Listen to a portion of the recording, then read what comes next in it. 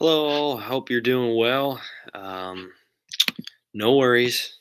Just staying quarantined for now. I do not have COVID-19. I was just exposed to it. We're just going through the precautions. That's all. For the presentations, just hold off on them for now. We'll get back to it in the future here. If not, I'll let you guys know. Maybe you can record it on your own. Who knows? We'll figure it out. But just for now, shape them up, make them look good, review over the information that you presented, that you have ready to go for your presentation, and we'll go from there. But for now, we're going to move on today. I want to go over a few notes with you, just finish up the Spanish American War, and we'll go from there. My cat's trying to play with me, so he's okay for now. All right. No bell ringer today. No worries about that. I just want to go over a few information with you about the war in general. Nothing too crazy today, and we'll move on from there. All right, so timeline of the war. So we all know that the war started because of the USS Maine. Before that, there's constant rebellions on the Cuban island, and this was to try to overthrow the Spanish rule there. And the United States, obviously being so close, we already talked about it, 90 miles away. This was very concerning for the U.S. So we had to somehow find a way to intervene, right? Good old America trying to back up our neighbors. So as you can see here, once President McKinley is elected, number one, protect the American business. Obviously, we're there because of sugar growth, right? Sugar cane and the sugar industries. And then two, free the Cuban people. I'm wondering what two, why that's number two. Maybe that should be one. But hey, the United States, we want our money first, right? That's okay.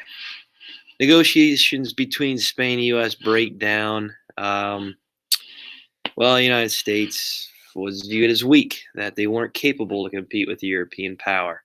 And there's many statements made towards President McKinley and how he was weak during this time when, let's face it, Spain was the declining power. And we already talked about the advantages, disadvantages that the U.S. has over Spain in this war in the Caribbean Sea and out in the Pacific Ocean. So I think we don't need to talk about that anymore. Then we know the USS Maine blows up. Unfortunate event. 266 American sailor died. Again, we already talked about it. We know that, you know what, this explosion on USS Maine might not have happened from Spain. Maybe it was just an explosion internally. Who knows? It's up in the air, right? Uh, Further investigations, one in the 70s, obviously states that it was an internal explosion. It could not have happened from a Spanish sea mine or torpedo, whatever the first investigation stated. All right, after the USS Maine blows up, Teddy Roosevelt, good old Teddy Roosevelt, he was a Secretary of War at the time. He orders Admiral Dewey to prepare for war in Asia, to destroy all battleships in the Pacific, all Spanish battleships out in the Pacific. Make sure that we can leave an example for them and that we wanted some sort of revenge of what happened to USS Maine. And that's what happens. United States sinks all Spanish ships out in the Pacific towards the Philippine Islands. All right, so McKinley asks Congress to declare war. I think it's interesting that this happened after Teddy Roosevelt orders Admiral Dewey to ship all or sink all these ships. But hey, America. Roosevelt Rough Riders take San Juan Hill. Okay, so we know that Teddy Roosevelt steps down as Secretary of War, and he decides to fight. And he joins the Rough Riders, leads the Rough Riders to victory at San Juan Hill in Cuba, and he earns that Medal of Honor. Okay, and then the United States destroys all the Spanish fleet in the Caribbean Sea. Like I mentioned before, they called it a splendid little war because it only lasted about 4 to 6 months. That's it. That's it. So the U.S. actually lost less casualties than in the war than they actually did total, obviously with sickness, disease, okay, and being in a new environment. And then, as you can see at the bottom here, U.S. Filipino War. The Philippine Indigenous people, they're a little upset with the United States rule after the end of the Spanish American War. It was really no different from what Spain really was doing and how they controlled the island. So they wanted to rebel and have their independence. But the United States says, nope, we're going to have full control there. We're going to make sure we can establish our sugar growth here in the Philippines, the same as we did in Cuba, and have full control. So rule compared to Spain and the United States really didn't change too much, unfortunately. All right, so the results of the war: 385 American battle deaths. That's it. That's it. Okay.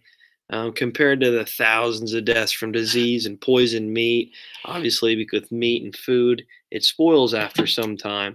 Okay.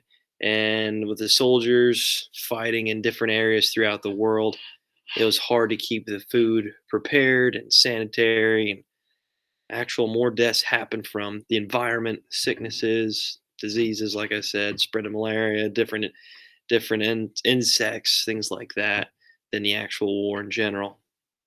385 American battle deaths. Not too bad. Cost of war, $250 million. Sounds like a lot, but for the U.S., what it acquired with Puerto Rico, Guam, the Philippine Islands, okay, obviously Cuba, there's over 100,000 square miles and 10 million people to help fuel our resources and our economic growth. Five, as you can see there, anti-imperialists angered by forceful takeover of islands. Obviously, it wasn't too great for the U.S. I mean, many Americans thought this was unjust, that the United States shouldn't be using its military to expand like these European countries. But in order to become a dominant world power, the U.S. thought that this was a good idea. Sorry, my cat's acting up. Stop it.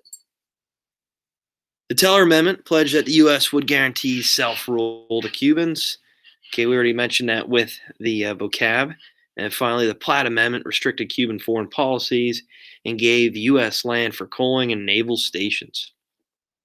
It's like we mentioned before, the United States, although they're going to give independence to the Cuban people, they still have control of its foreign policies, its trade, and let's face it, to establish military bases there on the island.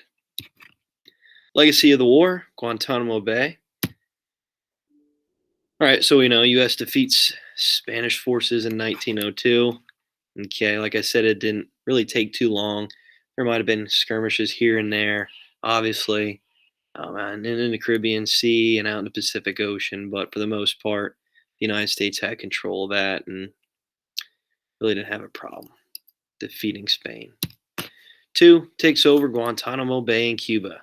So the United States having full control of Guantanamo Bay, utilizing it as a naval base, which we still do today, and we still have some prisoners there as well, mostly from the Middle East, continuing from the War on Terror. Here's some pictures. So 1902 looks like a cool place. Even today, it probably won't happen because of COVID-19. Go figure, they don't have masks on. Unbelievable. It looks like the Gratz Fair, having a fun time. And then now, 2007, obviously it's the picture I found is a little old and dated, but hey, doesn't look that great. Doesn't look that fun. But for many of these people, obviously, it's people from the Middle East, terrorist groups that are still located there. There's many different uses for this military base and obviously prison over the years, which I'll let you guys read right now. So let me go to it. Let me get to it. So we're going to go to Google Classroom, classwork, schedule. Here it is. So I'd like you guys to read this article, Guantanamo Bay. Obviously, you don't want to sign up for Time Magazine, but gives an explanation of the use of the island, some of the problems and issues, and that that happened on Guantanamo Bay for many years, and what control the United States had over it. And then please complete the reading questions that are attached right here. Have that due tomorrow. Start a class. There you have it. I'm planning on having a fun little interview with Teddy Roosevelt towards the end of the week. I'm excited about it. And dig him up out of his grave, and we're going to talk a little bit about the Spanish American War and the Panama Canal. It's going to be fun. Can't wait. All right. Hey, we'll see you guys later. Take care. Please complete the questions. Turn them in. Start class tomorrow. No bell ringer for today. Project presentations. Just hold on to them. Finalize them. Make them look good. Get them rolling. All right. We'll see you guys later.